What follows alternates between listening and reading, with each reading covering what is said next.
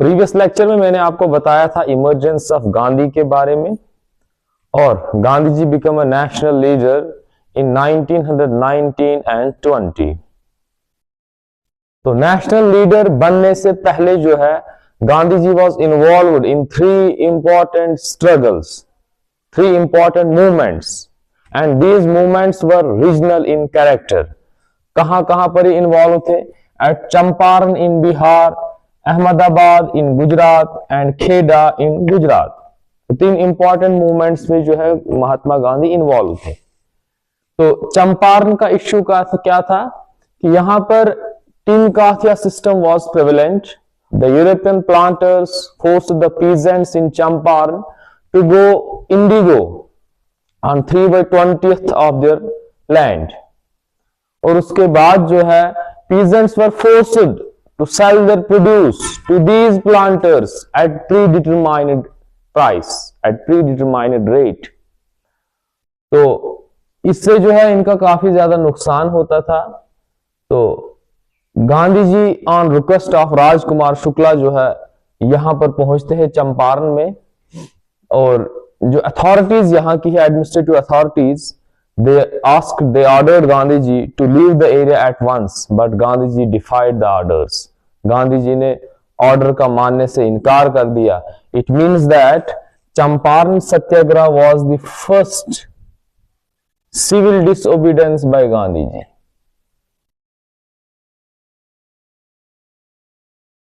It was the first civil disobedience by Gandhi ji, यानी कि यहां पर गांधी जी जो है डिसओबीडियंस ऑफ ऑर्डर्स करते हुए दिखाई दे रहे हैं।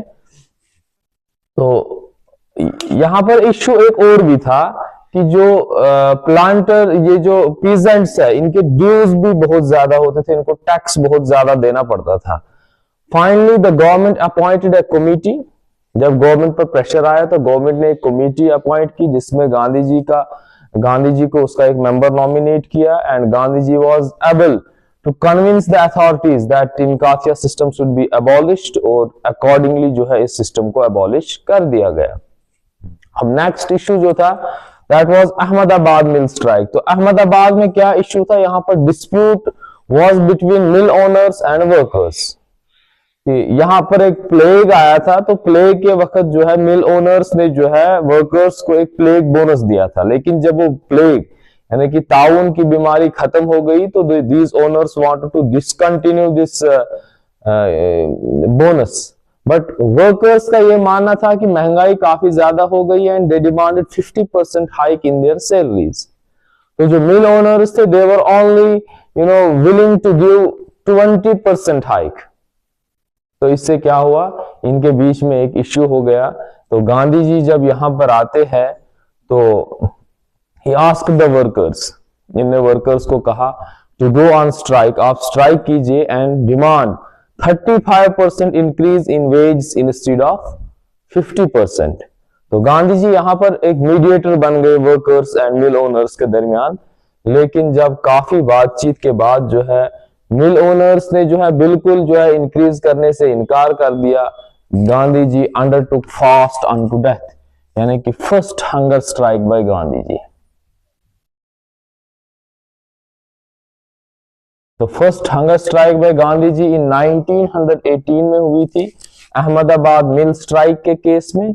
तो इससे क्या हुआ, मिल स्ट्राइक भी कंटिन्यू हो रही है, Gandhi ji undertook fast unto that this put pressure on the mill owners, और उन्हें ये इश्यू जो है ये एक ट्रिब्यूनल को सौंप दिया। जब ट्रिब्यूनल को सौंप दिया और ट्रिब्यूनल का जब अवार्ड आता है तो उसमें 35% हाइक या increase in the salary of workers दी जाती है। तो नेक्स्ट था खेड़ा सत्याग्रह। खेड़ा में क्या था, यहाँ पर एक ड्राउट आया 1918, खेड़ा डिस्ट्रिक्ट इन गुजरात।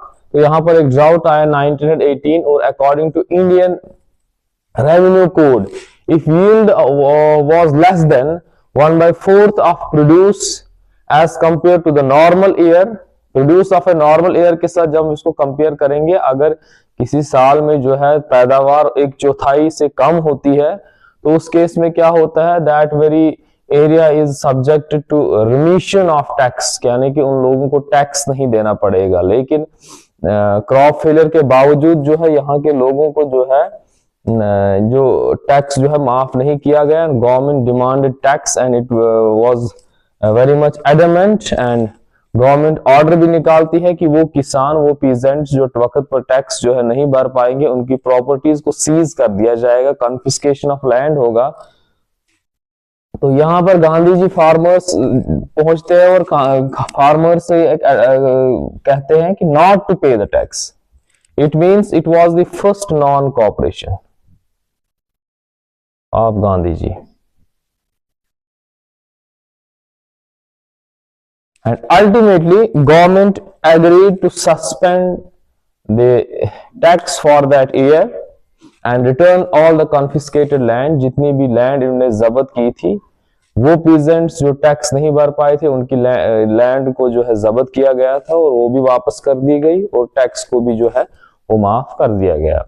तो these were the initial phase of Gandhian movement. और अगर हम देखेंगे they were not national in character, ये रीजनल थे, चंपारण बिहार तक महदूद थी, ये दो जो है गुजरात तक महदूद थी।